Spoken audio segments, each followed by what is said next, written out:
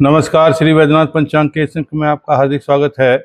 आज हम लोग चर्चा करने जा रहे हैं ऋषि तर्पण का।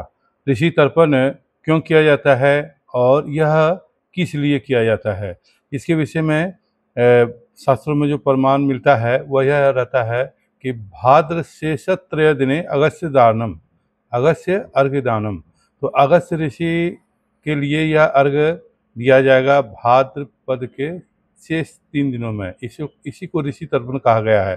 तो ऋषि तर्पण कहा गया है और यह पितृपक्ष के ठीक 3 दिन पहले किया जाता है। देवघर में यही मान्यता है, लेकिन अन्य शास्त्रों में अलग अलग इसकी मान्यता भी है। कहीं जो है सो इसका अगस्त्य उदय माना गया है। उदय द्वारे लंका प्रतिकृतम, ऐसा जो श्लोक सब आया है तो उदय काल इनका माना गया है। तो कभी अस्त हुआ होगा तभी तो उदय होगा।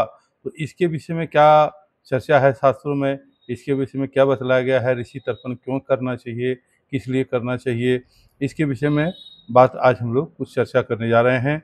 सबसे पहले हम लोग जानते हैं जो अगस्त्य ऋषि थे कौन। तो अगस्त्य ऋषि वरुण जो देवता हैं उनके पुत्र माने गए हैं और वह उनके विषय में एक लोकोक्ति है या लोक में कहावत भी है या सत्य भी है, शास्त्र सम्मत भी है, जो उन्होंने समुद्र को पी लिया था।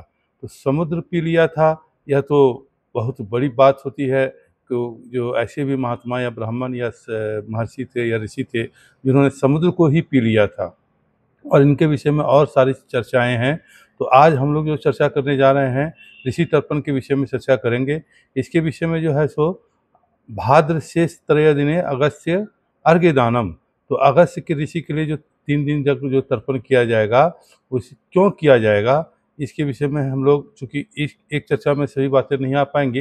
ये शुक्रवार से आरंभ होगा, शुक्रवार से यानी 5 तारीख से इसका आरंभ होगा। 3 दिन इसका अर्घ्य दिया जाएगा। इसके विषय में हम लोग और कल कुछ चर्चा करेंगे, क्योंकि यह बहुत महत्वपूर्ण विषय है और इसको ज़रूर हम लोग को जानना चाहिए। क्यों हम लोग कर रहे हैं इस तर्पण को, या क्या करने से क्या लाभ है, इसके विषय में ज़रूर जानना चाहिए। श्री वैद्यनाथ पंचांग के इस अंक में इतना ही। जय बाबा वैद्यनाथ।